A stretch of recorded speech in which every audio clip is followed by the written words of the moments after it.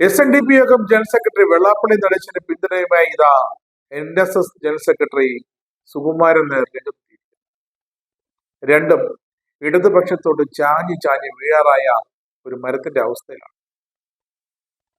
ഒരു 10 വർഷം മുമ്പും ഇതുപോലെ തന്നെ NSS SNDP ഒരു ഐക്യപ്രഖ്യാപനം ഉണ്ടായിരുന്നു. ഒരു വർഷം പോലും അതിന് ആയുസ് ഉണ്ടായിരുന്നില്ല. NSS തിരികെ സമദൂരത്തിലേക്കും SNDP BJP ചായ്വിലേക്കും. പിന്നീട് നാം കാണുന്നത് വെള്ളാപ്പള്ളി നടേശൻ ഇടത് സർക്കാരിനെ കണ്ണടച്ച് പുകഴ്ത്തി രംഗത്ത് വന്നു. അത് അങ്ങനെ തന്നെ ഇപ്പോഴും തുടരും. മുഖ്യമന്ത്രി പിണറായിയുടെ കാറിൽ കയറാൻ വരെ അവസരം ലഭിച്ചു വെള്ളാപ്പള്ളി. എപ്പോഴും സമദൂരവുമായി നിന്നിരുന്ന NSS ജനറൽ സെക്രട്ടറി സുകുമാരൻ നായർക്ക് പക്ഷെ ആ കാറിൽ കയറാൻ ഇതുവരെ സാധിച്ചിട്ടില്ല. എന്നാൽ അധികം വൈകാതെ മുഖ്യമന്ത്രിയുടെ കാറിൽ സുകുമാരൻ നായർ കയറും. അതിനുള്ള വെള്ളവും വളവുമാണ് വെള്ളാപ്പള്ളിയെ കുറ്റപ്പെടുത്തുന്നവർക്കെതിരെ സുകുമാരൻ നായർ ഗർജിച്ചുകൊണ്ട് നൽകിക്കൊണ്ടിരിക്കുന്നത്. പക്ഷെ ആ ഗർജനം തൊണ്ടയിൽ വലിയൊരു സമദൂരമെന്ന മുള്ളുകൊണ്ടിരിക്കുന്ന ഒരു പഴയ സിംഹത്തിന്റെ ഗർജനമെന്ന് കൂടി NSS അണികൾ ഓർക്കണം. UDF ആകട്ടെ നേരത്തെ തന്നെ നായർ വോട്ട് ബാങ്കുകളിലെ പഴുതടച്ച് സുരക്ഷിതമായി കഴിഞ്ഞു. സുകുമാരൻ നായർ നിഷ്പ്രഭനായി പോയൊരു നീക്കമാണ് UDF നടത്തിയത്. മറ്റൊരു വിസ്മയമായിരുന്നത് സ്വന്തം രാഷ്ട്രീയ പാർട്ടി രൂപീകരിച്ചുള്ള പരീക്ഷണം അവസാനിപ്പിച്ച് ഏതാനും വർഷങ്ങൾക്ക് ശേഷമാണ് സമദൂരം എന്ന സിദ്ധാന്തത്തിലേക്ക് NSS കാലെടുത്ത് വെച്ചത്. അപ്പോഴും ഇഷ്ടത്തിനനുസരിച്ച് വോട്ട് ചെയ്യാനുള്ള ചില ദൂര വ്യത്യാസങ്ങൾ സുകുമാരൻ നായരുടെ കാൽക്കുലേഷൻ ഉണ്ടായിരുന്നു. ആ സമദൂര സിദ്ധാന്തത്തിന് 25 വർഷം പിന്നിടുമ്പോൾ NSS ഓരോ കാലത്തും സമദൂരത്തിനുള്ളിൽ തന്നെ അകലവും ദൂരവും അപ്പുറവും ഇപ്പുറവും ഒക്കെ വളഞ്ഞിട്ട് നിൽക്കുകയാണ്. കഴിഞ്ഞ നിയമസഭാ തെരഞ്ഞെടുപ്പിൽ അവർ കൈയൊഴിഞ്ഞത് ഭരണത്തിലിരുന്ന ഇടതുപക്ഷത്തെ. തീവ്ര നിലപാടാണ് അന്ന് ഇടതുപക്ഷത്തിനെതിരെ NSS എടുത്തത്. പക്ഷെ ഫലമുണ്ടായില്ല. രണ്ടാം പിണറായി സർക്കാർ വീണ്ടും. പിന്നീട് സമദൂരത്തിൽ നിന്നും ശരിദൂരം നിലപാട് പ്രഖ്യാപിച്ച അയ്യപ്പ സംഗമ കാലത്ത് ഭരണപക്ഷത്തോട് അടുത്തു. ഇപ്പോൾ തദ്ദേശ തെരഞ്ഞെടുപ്പ് വന്നതിന് പിന്നാലെ സമദൂര സിദ്ധാന്തങ്ങൾ മാറി. വീണ്ടും UDFനെ മുറിവേൽപ്പിക്കുന്ന വെള്ളാപ്പള്ളിക്ക് അനുതാപവും സഹതാപവും വാരി വിതറുകയാണ് ഇപ്പോൾ സുകുമാരൻ നായർ. ലക്ഷ്യം CM-ന്റെ ആ കാറിൽ തനിക്ക് കയറും. അത്രമാത്രമല്ല ടീം പിണറായി തന്നെ മൂന്നാം ടൈം നേടുമെന്നും അപ്പോഴും തനിക്ക് പണം ചിലവാക്കിയെന്നും മനസ്സിലിരിപ്പുണ്ട്. പക്ഷേ സമുദായ അംഗങ്ങൾ കൂടി ഈ സുകുമാരൻ നായരുടെ മനസ്സിലിരിപ്പ് മനസ്സിലാകണ്ടേ? അതാണ് ബുദ്ധിമുട്ട്. ഇത്രയും വില കുറഞ്ഞ രീതിയിൽ ഒരു സമുദായ നേതാവിനെ ആക്ഷേപിക്കുന്നത് ശരിയല്ലെന്നാണ് വെള്ളാപ്പള്ളി നടേശനെ പിന്താങ്ങിക്കൊണ്ട് സുകുമാരൻ നായർ പറഞ്ഞത്. NSS-നെയും SNDP-യും തമ്മിലടിപ്പിച്ചത് UDF ആണെന്ന് കൂടി പറഞ്ഞു വെച്ചു. ഇനി NSS-മായി കലഹത്തിനില്ലെന്ന് വെള്ളാപ്പള്ളി നടേശൻ കഴിഞ്ഞ ദിവസം ഒരു പൊതുപരിപാടി പ്രഖ്യാപിച്ചിരുന്നു.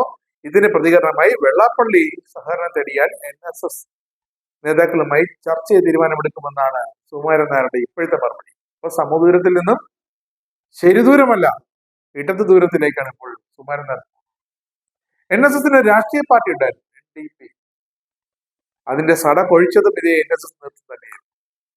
AK ആന്റണി മുഖ്യമന്ത്രി ആയിരിക്കെയാണ് NSS-ന്റെ രാഷ്ട്രീയ പാർട്ടിയായി NDP UDF വിട്ടത്. ആ വിട്ട പോക്ക് ഗതികെട്ടൊരു പോക്കായി.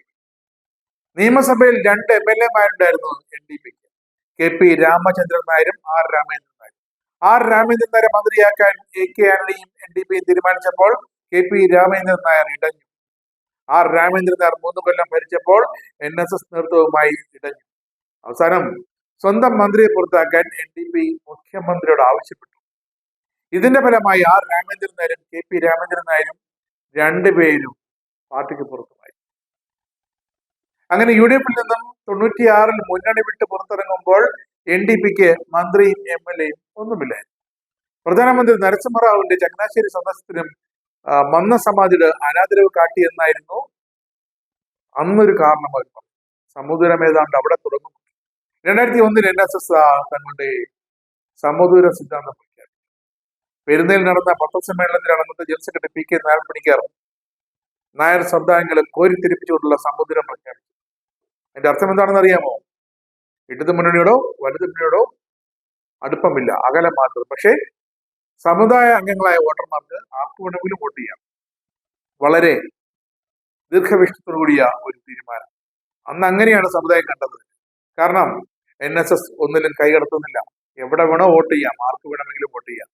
എന്നിട്ട് ഒരു പേരും പറയാം, സമദൂര സിദ്ധാന്തത്തിന് ശേഷം കേരള രാഷ്ട്രീയത്തിലെ ജയപരാജയങ്ങളുടെ അവകാശവാദം ബഷീർ കഥാപാത്രത്തെ പോലെ NSS ഏറ്റെടുക്കുന്ന കാഴ്ചയാണ് പിന്നീട് കേരളം കണ്ടത്. ഓരോ തെരഞ്ഞെടുപ്പ് കഴിയുന്തോറും ജയപരാജയങ്ങളുടെ അവകാശവാദം, പിതൃത്വം NSS ഏറ്റെടുക്കും. പൊതുവിൽ UDF-നും പ്രത്യേകിച്ച് കോൺഗ്രസിനുമാണ് അത് അന്ന് ഗുണം ചെയ്തത് എന്നാണ് തെരഞ്ഞെടുപ്പ് ഫലം നടത്തുന്നവരുടെ വിശകലനം. അതിനുശേഷം നായർ സമുദായ വോട്ടുകൾ അത് BJP-യിലേക്കുള്ള ഒഴുക്ക് വർദ്ധിച്ചതായും പിന്നീട് റിപ്പോർട്ടുകൾ വന്നു.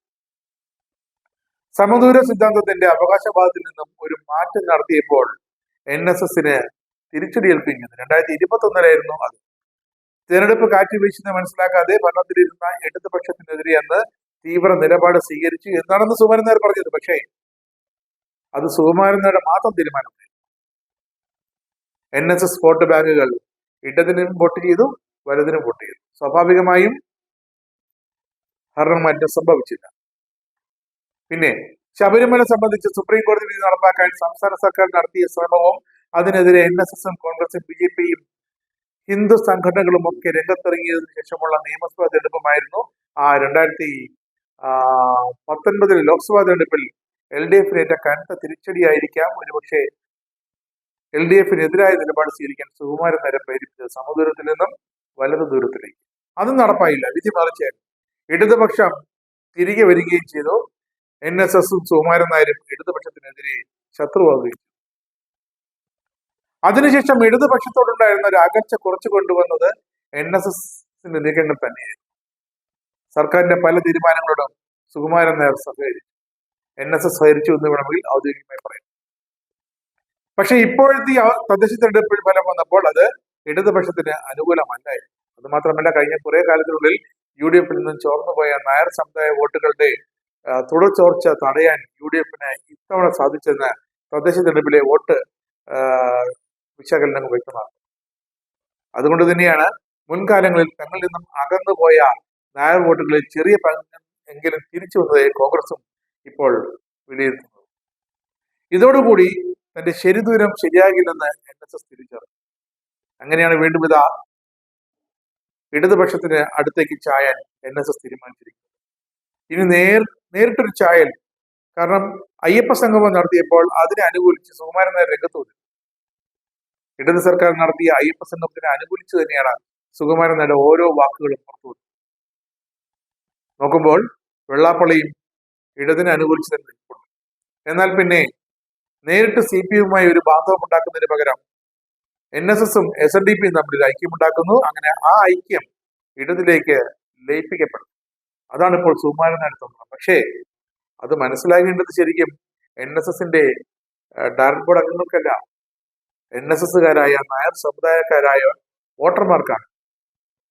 അത് മനസ്സിലാക്കി കൊടുക്കാൻ NSS സാധിക്കുന്നില്ല എന്നിടത്താണ് അവരുടെ ഇടത് ദൂരത്തിലെ വൻ പരാജയം അവരെ കാത്തിരിക്കുന്നത്.